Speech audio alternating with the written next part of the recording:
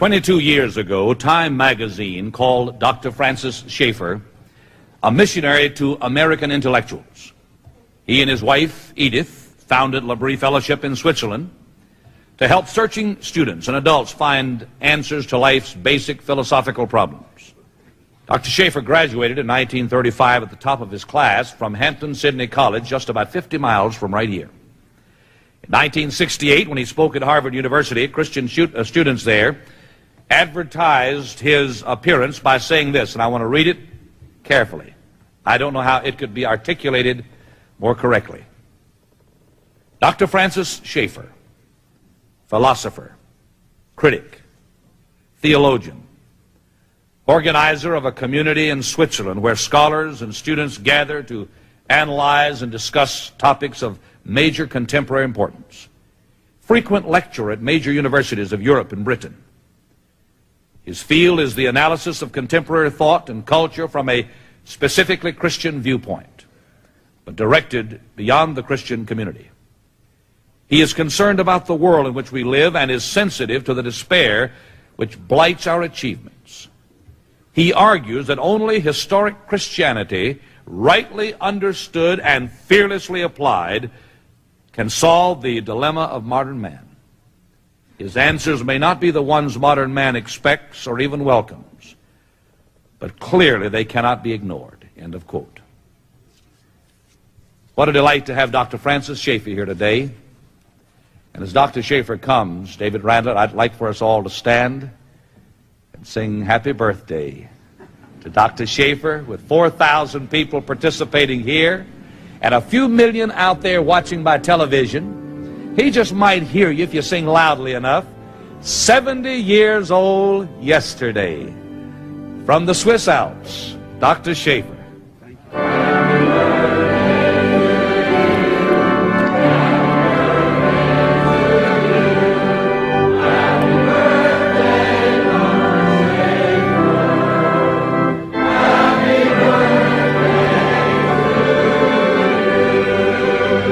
You may be seated. Dr. Schaeffer, I notice you're wearing a solidarity button here on your lapel. I think everybody would be interested in knowing what that means.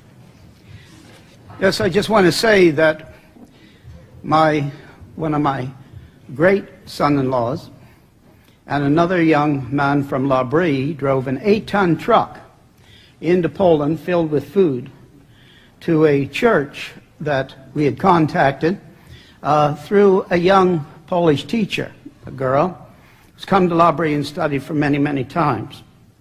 And they got out at great danger to their lives, really, just 2 days before the crackdown. This dear girl that Edith and I and the L'Abri people love very, very much sent me this solidarity pin from Poland. It's a real Polish solidarity pin. I have a longing, and that is, I hope I can wear it everywhere I go until I can send it back to her and she can wear it freely again. Amen. That's my longing. When the apostles stood before the Sanhedrin and they were commanded to stop speaking that which was disturbing the situation and the culture of that particular time, they had one single sentence to answer. We must obey God rather than man. That's my text for this morning. Christians in the last 80 years or so have seen things in bits and pieces instead of seeing the things which are gradually troubling Christians and other people of goodwill, such as over-permissiveness, pornography, the public schools, the breakdown in the family, abortions, and the killing of newborn children. They've seen these in bits and pieces instead of understanding that they're only the natural outcome, the inevitable outcome of the change from a Christian viewpoint to a humanistic one. That is, instead of the final reality, the base of all reality, being a personal, infinite God who is the creator of all else, instead of that, now the dominant worldview is that the final reality is only material energy shaped by pure chance. into its present form. This change explains everything that is troubling our culture. The word humanism, as it should be used, and as the Enlightenment used it, where the word came forth like an explosion, the French Enlightenment, the word humanism means that man is the center of all things and the measure of all things. We're not talking about the humanities and all these things that we as Christians should have a great interest in, because they are the product of human creativity, and that comes because they're made in the image of God, who is the great creator. So we're not talking about the humanities, we're talking about humanism as is properly described. Humanism means that man is the center of all things and the measure of all things. Now this means that he has no knowledge and will accept no knowledge, except what people can find out for themselves, even though they're finite and limited. And that is, there is no revelation from God. It also means that the only values that exist and the only basis for law is what people decide is the case at the given moment. It makes everything relative. This is the real reason for the breakdown in morals, values, and the reason law is now only arbitrarily decided by a few people on what they think is good for society at that given moment. The whole basis of law has shifted. Law is today only that which a few people decide is for the good of society at the given moment, and it can be changed. The worldview of the final reality being only material or energy shaped by pure chance, inevitably, that's the word I want you to get. It's the operative word. Inevitably, with mathematical certainty, inevitably brings forth the results which our country and our society, which is the breakdown and the sorrow which we now face.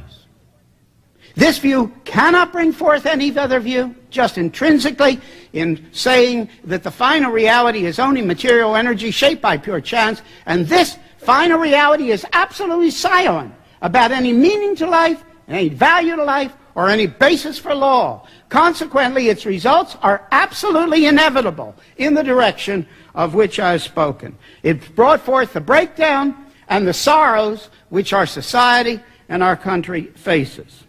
It should be noted that this new dominant worldview is the very opposite to that which the founding fathers of this country held. You should understand it's the very opposite to the base upon the base that the founding fathers held. Now this doesn't mean that they were all personally Christian. Some of them unhappily were not. But that nevertheless does not change the fact that they founded the country on the base that there is a God who is the creator, and that God gave the inalienable rights. Don't you understand the term inalienable rights is absolute folly if there isn't somebody there to give you the rights? If the state gives you the rights, they're not inalienable. They can take them away. No, the founding fathers founded this country on a simple base, a solid base. Even the ones that were not personally Christian. And that is, there is a God who is the creator of all else, and he gives the inalienable rights. And that was upon that which was upon our country was built, and which gave us the freedoms which we have and everyone has, including the people who are now destroying the culture and the country. It was that base that gave the form, freedom, balance, and the balance in government that gave us the freedoms which we today have. The new worldview, final reality, being only material energy, which has existed forever in some form. I've now added a note to what they hold. This form, this material or energy has existed in some form forever.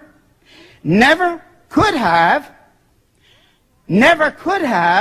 brought forth the freedoms which we now have.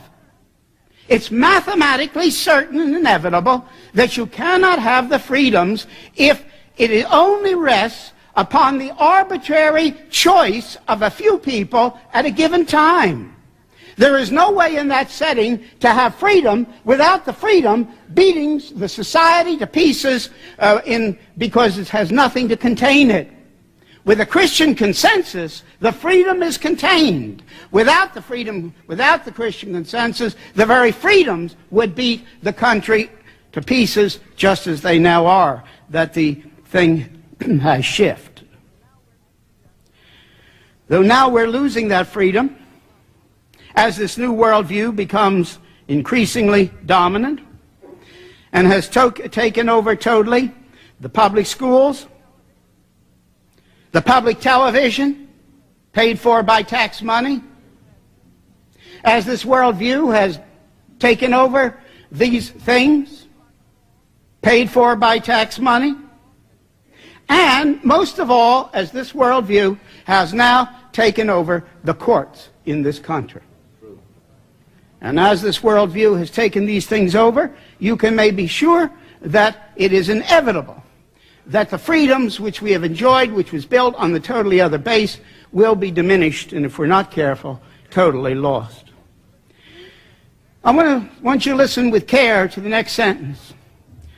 Especially the government, and especially the courts, have become the vehicle to force this anti-God, anti-religious view on the total population.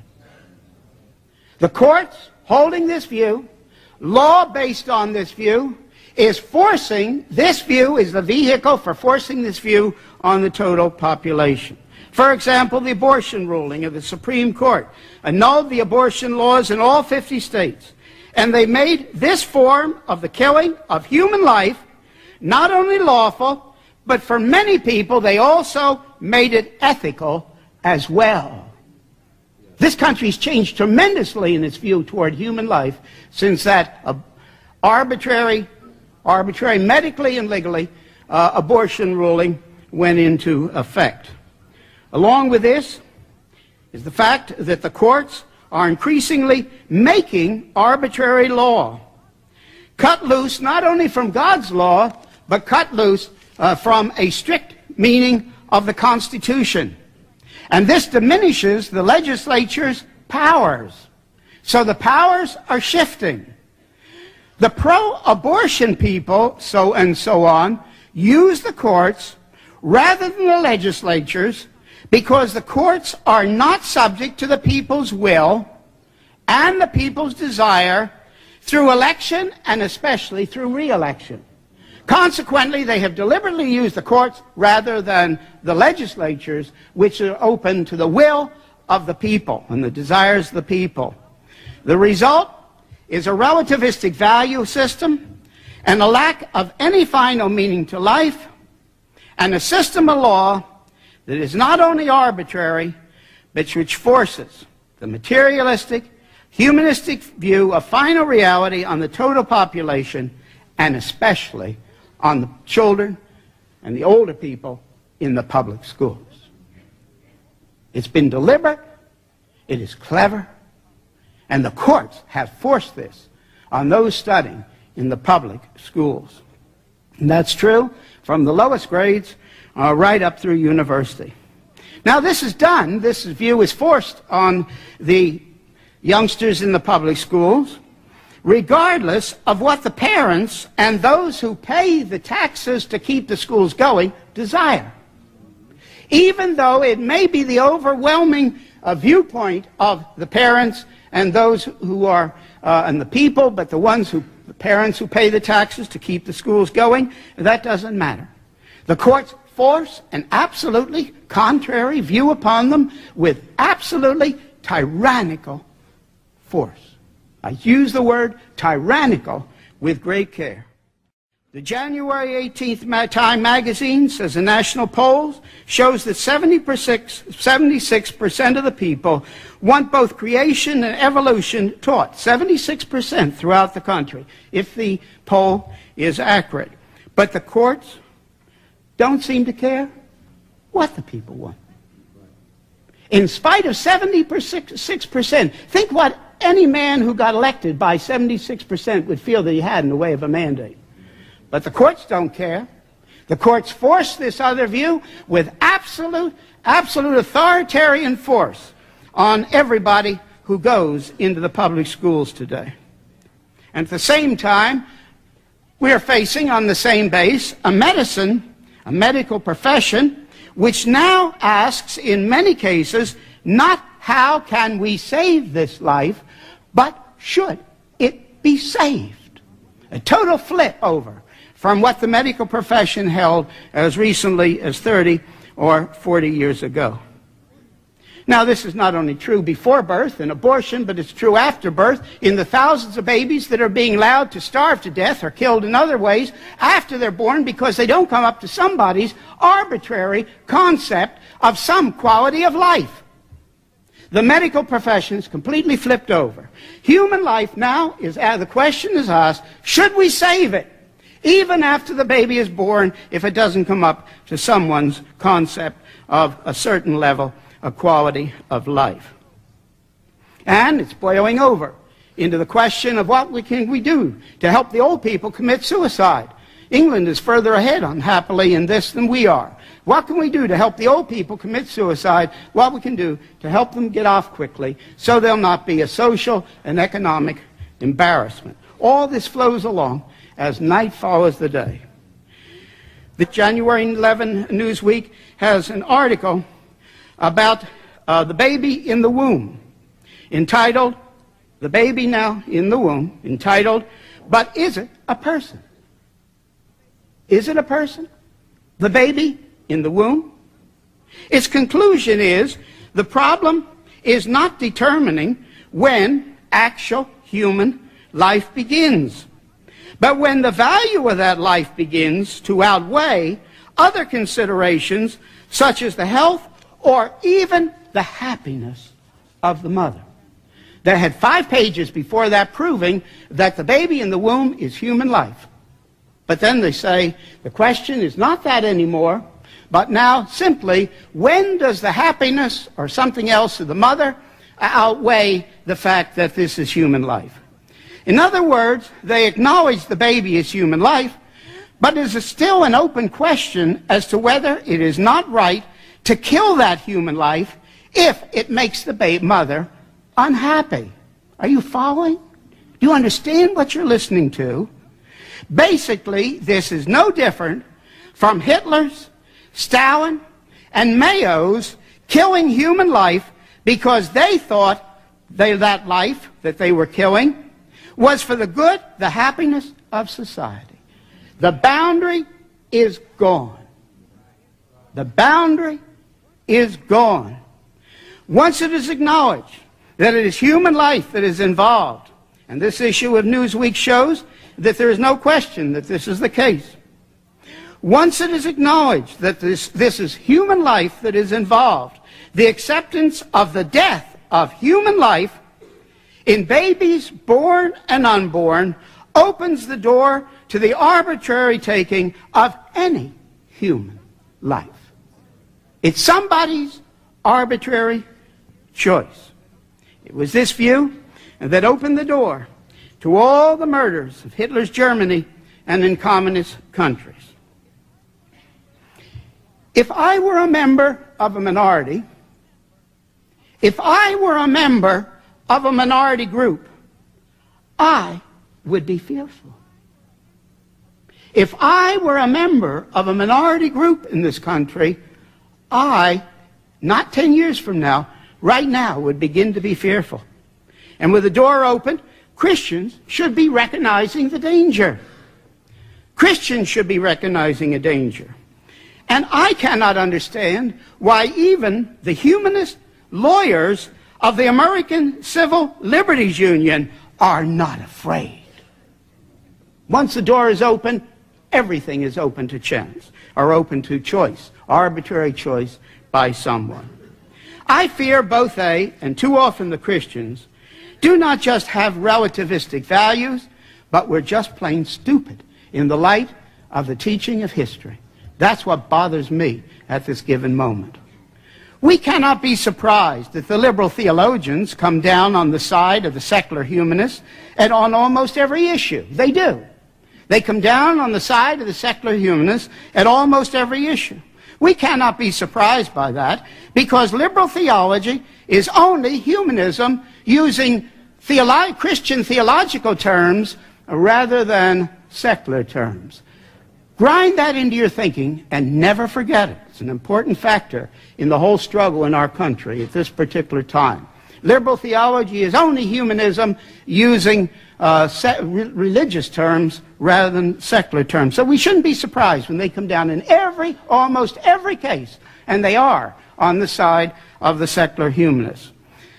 But that is not our problem. But where have the Christians been? Where have the Bible-believing Christians been? In this country 80 years ago, none of this other side had any power. Up to 40 years, none of the great traumatic things had occurred. Where have the Bible-believing Christians been in the last 40 years? As we've moved from a Christian consensus in this country to the horrors and the stupidity of the present moment in this country, where have the Bible-believing Christians and the Bible-believing leadership been? This country has come close to being lost. Not first of all because of a humanist conspiracy, although there is a humanist conspiracy. But that's not the chief reason this country is being lost. But because the Bible-believing Christians, often for their own comfort, or so as not to rock the boat concerning their own projects, have been silent as Christians. That's the only reason there's any trouble of this nature, this total nature in our country today. There is no other reason. If the Christians of this country had even spoken up to the level in which they're speaking today, 40 years ago, we wouldn't have been in the difficulties we're in. Where have the Christian leaders been? Where have the Christian lawyers been as law has changed? Where have the Christian doctors been?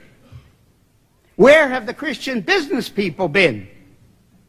And all the rest as the change has taken place. This is our problem, something to pray about, something to think about, and say, God, if you'll give us some more time, we're going to do something about it. This country was founded on a Christian base, with all its freedoms for everyone. And now it is largely lost. We're a long, long way down the road. I was saying to Jerry last night, I don't think even he and I know how far we're down the road. We're a long, long way down the road. We live in a humanist society, and we're rapidly moving to a totally humanistic society. For example, by law, our public schools are now secularized and shut to all religious teaching except the humanist religious teaching and influence as completely as the Socialist Union shuts its schools. I don't know if you realize that, but Christianity is completely shut out of and all religions, shut out of the public schools in this country as completely as it is in Soviet Union. Marxism isn't taught, but as far as secularization goes, it's just as complete. Congress opens with prayer, because it's always open with prayer, because the Founding Fathers opened Congress with prayer from the very beginning, acknowledging God as the Creator. And yet the public schools and the children cannot pray. Congress prays out of a memory of the past, but our children cannot pray in the public schools. I will repeat, we're not only immoral, we're stupid. This, and I use the word now again with tremendous force, linking it back into the Reformation and all that is involved, the writing of Samuel Rutherford and everything. This is tyranny, and it must be called nothing less than tyranny. It's tyranny. And the founding fathers acted to defeat such tyranny in their day. And Christians and others who love liberty and human life should be acting in the same way as they acted in our day. If we do not act now to use every means and get rid of such tyranny. And then the next part of the sentence, and the hidden censorship we face on every side.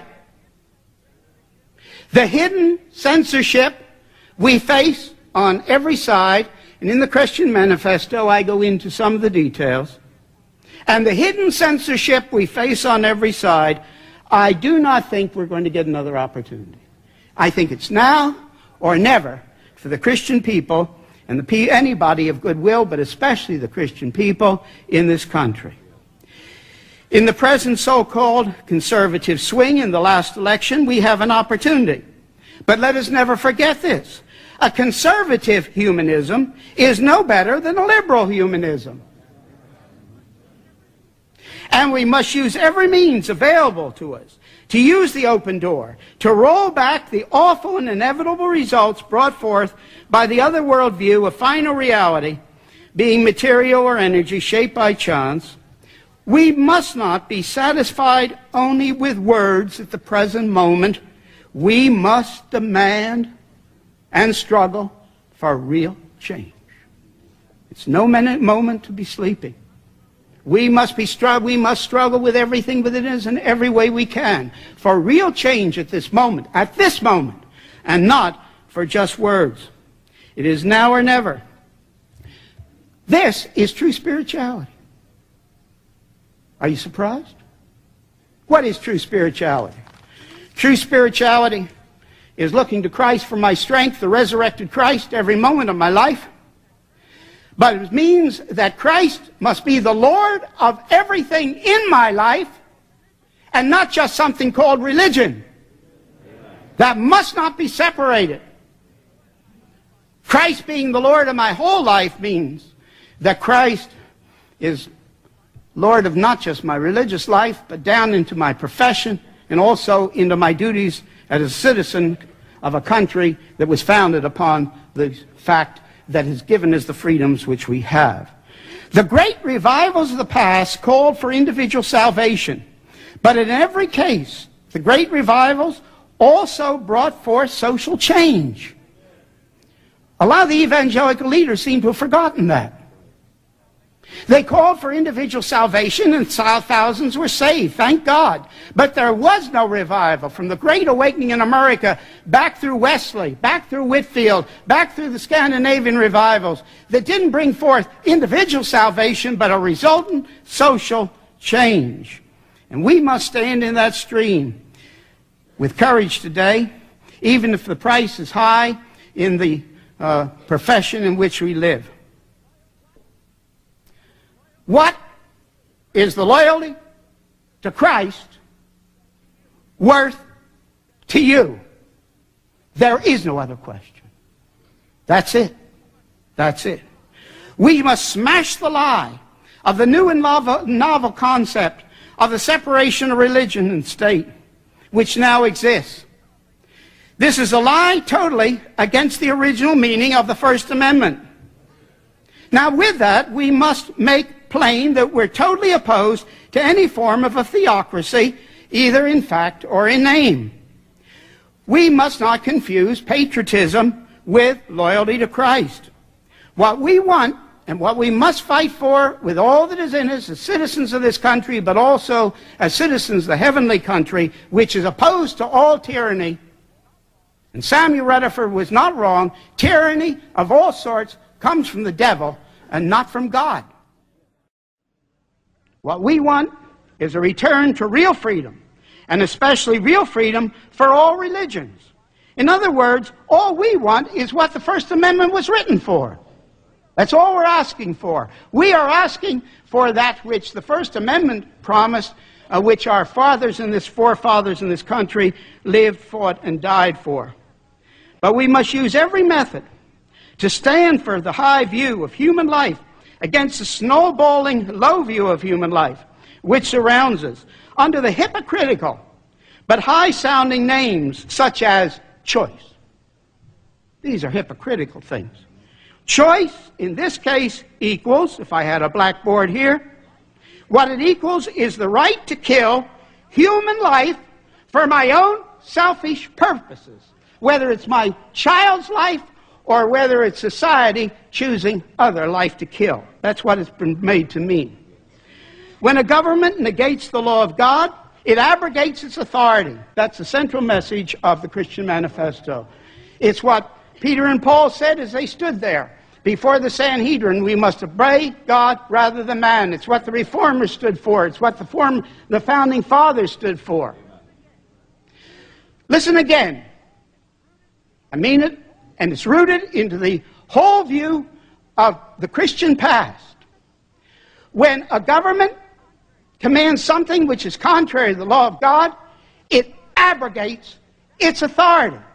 And at that point it becomes not only the privilege, but the duty of the Christian to disobey that government. That is what the Founding Fathers of this country did in the name of throwing off tyranny. That is what the early Christians did. That is why they were thrown to the beasts in the Roman arena. Every appropriate legal, political, and governmental means must be used. But the final bottom line, and I've invented that term in the Christian Manifesto to hope people really get hold of it.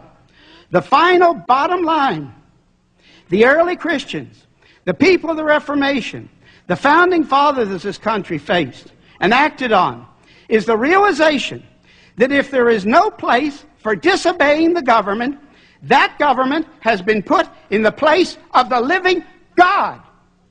At such a point, that government has been made nothing less than a false God. No. We must say no. Caesar is not to be put in the place of God. And we as Christians, in the name of the Lordship of Christ, in all of life, must so think and act on the appropriate level at the given moment where we are. And if unhappily it becomes necessary that that level includes an open disobedience of the government, we must walk that road. You cannot say hooray for solidarity and do any less. You cannot. We're in the same place, though on a different level. My final sentence is this. Christ must be the final Lord, and not society, and not Caesar. Christ must be the final Lord, and not society, and not Caesar.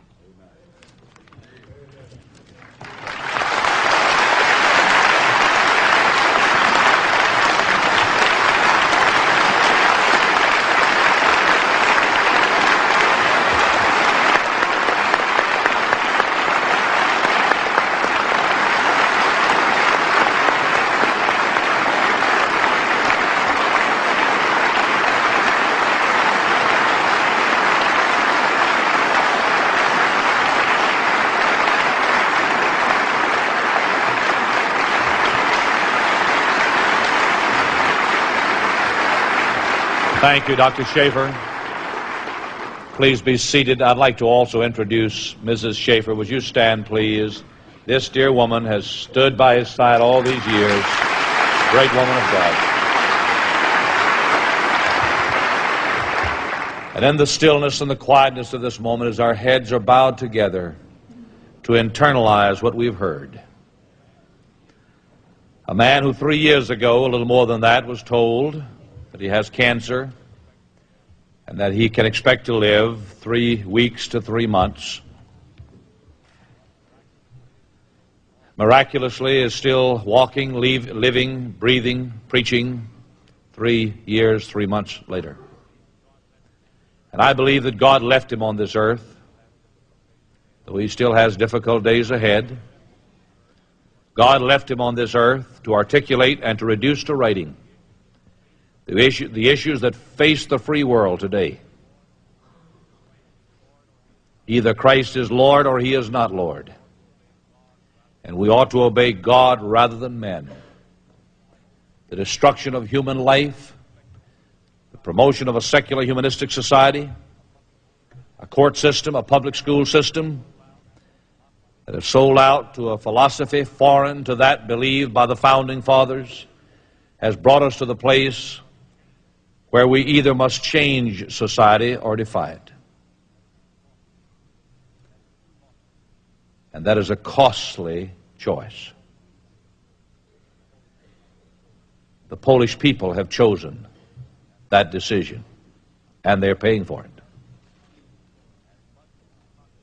And much of the communist world can be described accordingly.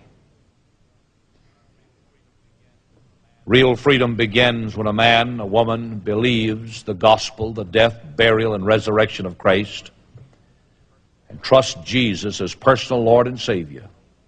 He said, "Ye shall know the truth shall make you free."